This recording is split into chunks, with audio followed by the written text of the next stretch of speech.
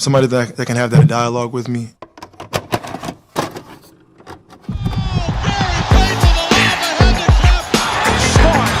Hey guys, this is Dominique Wilkins. Hey, this is Sean Kemp. This is Gary Payton. Hey, this is Pau Gasol. NBA fans, what's up? This is Vince Carter here. Hey, what's up? This is Matt Barnes. If you're an old school NBA fan like I am, make sure you check out the Basketball Time Machine with my man Sean David. Hello and good day, everyone. How's it going? My name is Sean David, and I welcome you back to the Basketball Time Machine, your favorite old school NBA show. In today's episode, we will talk about a current player, a player who's been all over the news and who is driving people like myself crazy. I'm, of course, talking about James Harden. I will explain to you why I personally, and this is very uncommon for a human being like myself, I don't want this guy to ever win an NBA championship, and I will explain to you why. But before we start with that, let me ask you guys for a small favor. Please subscribe to the channel and like the video if you enjoy the content. All right, you guys, let's do it.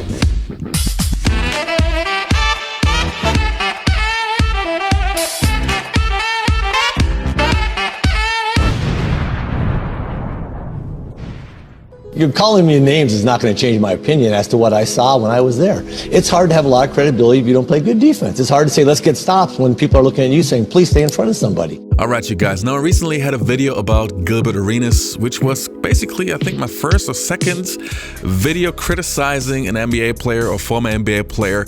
And since I posted more than 500 videos, one negative video, I think my ratio is pretty all right. I'm a positive person. James Harden has been driving me crazy for many, many years, and I always kept my mouth shut because I don't know the guy personally, and I rather mind my own business. But it reached an extent now that it's too much. Too much. This guy is basically everything that is wrong with today's NBA. But hey, let other people speak first before I give you my opinion. Okay, this is a tough one. I'm between Kemba and Trae Young. Wait, you don't want the dribbler? I want somebody that's gonna pass the ball. That's what I want. First of all, let's get something out of the way. We know Kawhi Leonard's gonna miss games, right? We do know this. It's inevitable. I mean, he's injury prone. We know this. Okay? Paul George, you can expect him to miss games, even though we hope he avoids the nasty injuries that'll knock him out for the season. Russell Westbrook will appear in games. We know this brother's a rough rider. He'll find a way. And now James Harden is there. And with James Harden on the court for the Los Angeles Clippers, the last two games, they are 0-2. They are 0-2. Through two games, Harden's averaging 14.5 points on 55% shooting from the field, 44% shooting from three-point range, with 5.5 assists, 3.5 turnovers, and they're still winless with him. Still winless. Harden is averaging 21 minutes per game on the court with Kawhi, PG, and Russell Westbrook. By the way, did you know that PG, Russell Westbrook, and Harden, no trio on the same team has played more games and are devoid of a championship than those three? Did you know that? I don't think when I'm in a leash, I'm not meant just shooting the basketball every time. I meant like I think the game and I'm a creator on the court. You know what I mean? So if I got a voice to where I can, hey coach, I see this. You know what you think about this?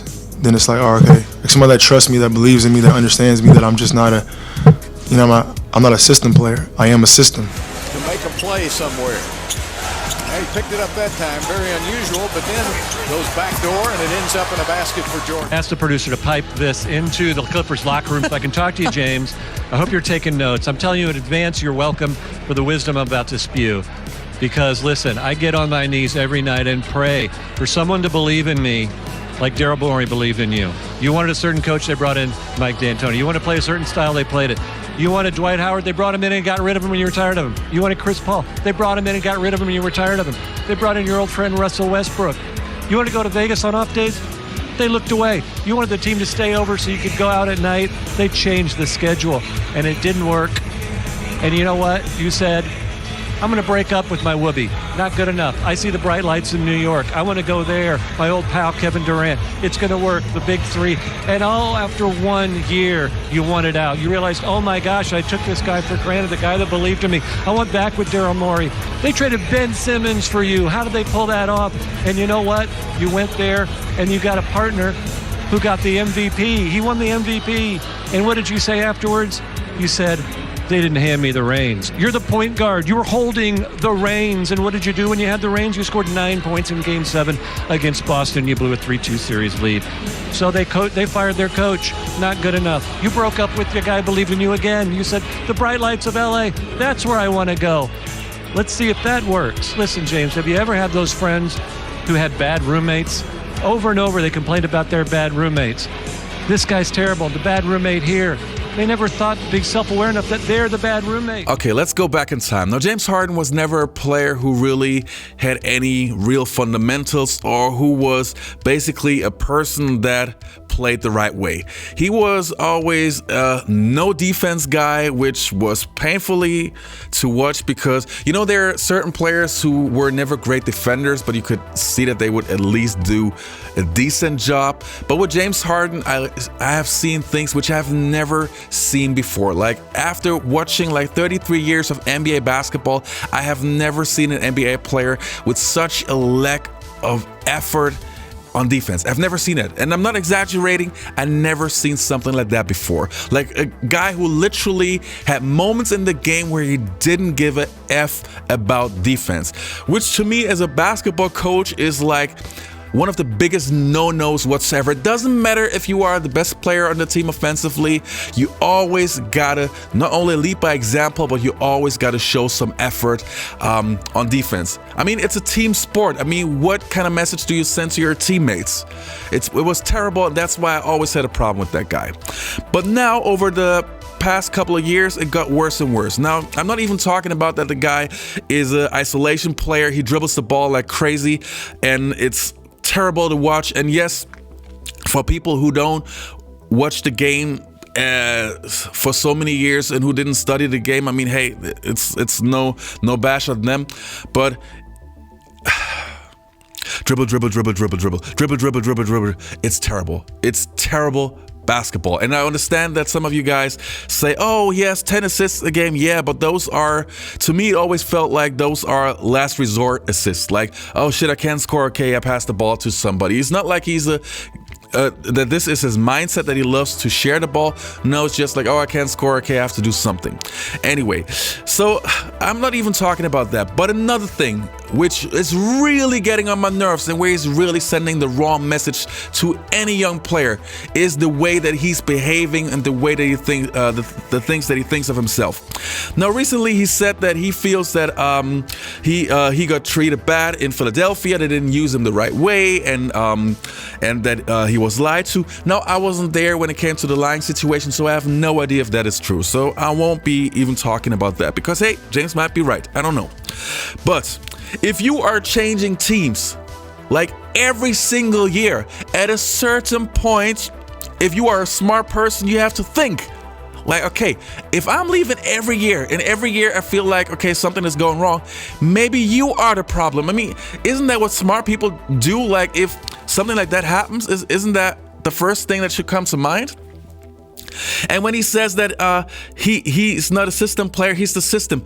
Dude, you're in your mid-30s. You are not as quick as you were before. You're not as good as you are before. A grown, mature person would recognize that and feel like, okay, maybe I'm not the first scoring option. Maybe I should be something else. Maybe there is a better way how I can contribute to my team. Basketball is a team sport. It's not about a single person. It's not about you, James. It's about a team. So why is it always about you in your mind? It's terrible. And the thing is, and this is what's bothering me so much. This guy was a superstar, and this is the example that he's showing, that he's giving the young ones. Everybody believes, oh well, if James Harden, a superstar, can play this way and always be upset and leave teams that way, then it's normal. It's terrible, man. Hey, I know that some of you young guys believe that this is an old guy hating on the new guys. Hey, I'm 100% honest. Of course, I am aware that even though I'm not a big fan of today's NBA, that certain things are better today than they were before. Of course they are. I'm not blind. But there were certain things that were better from an attitude and from a professionalism back in the days. Like even guys like Scottie Pippen, who obviously had big problems with Jerry Krause and who wanted out of Chicago. But hey, that was after 8 years, 7 years, something like that. Not every year. Like, dude, don't you have an obligation? Like, don't you identify with a city, with a team? Don't you have like a loyalty to the fans, to the organization, or anything? Dude, it's terrible. And it's getting on my nerves. And this is why I don't want this guy to win a championship ever. I don't want that behavior like this gets rewarded. Yeah, I don't mind if he plays in a if like for example, there are certain players in today's NBA which I don't like. Yeah, for different reasons.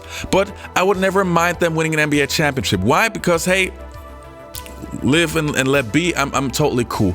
But I don't want people who win. I don't want people to win a championship who are character-wise completely questionable. And sorry, I don't know the guy personally, but with all those things that have happened in the past couple of years, don't tell me that this guy is a team player. Don't tell me that this guy is great for an organization, that he's a winner. No, he's not. He's simply not. Giannis, I hope that you win a championship. Damian Lillard, I hope that you win a championship. I wish for those guys who were loyal to their franchise for many years, who play the right way, who do whatever it takes to win games, who lead by example. Those are guys that I respect. Even in today's NBA, I respect guys. Chris Paul, I wish Chris Paul to win a championship. Those guys. James Harden, not so much. Not so much.